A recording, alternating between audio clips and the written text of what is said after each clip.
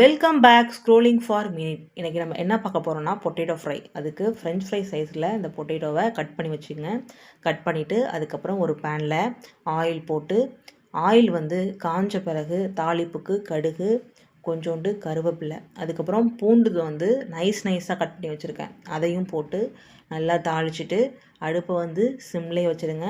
அதுக்கப்புறம் வெட்டி வச்ச அந்த உருளைக்கிழங்கு துண்டுகளை அது கூட சேருங்க. அது கூட சேர்ந்து எல்லாத்தையும் மிக்ஸ் பண்ணி விட்டனையும் மசாலா தேவைக்கேற்ற உப்பு போட்டுங்க.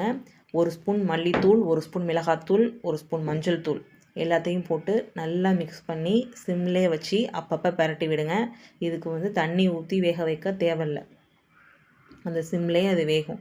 ரொம்ப டேஸ்டியாக எம்மியான டிஃப்ரெண்ட்டாக இருக்கும். கிட்ஸுக்கெலாம் சாப்பிட ரொம்ப ஆசைப்படுவாங்க. நம்ம நார்மலாக செய்கிற சைஸை விட இது ஃப்ரெஞ்ச் ஃப்ரை சைஸில் இருக்கிறதுனால அவங்க ஈஸியாக இன்ட்ரெஸ்ட்டாக சாப்பிடுவாங்க.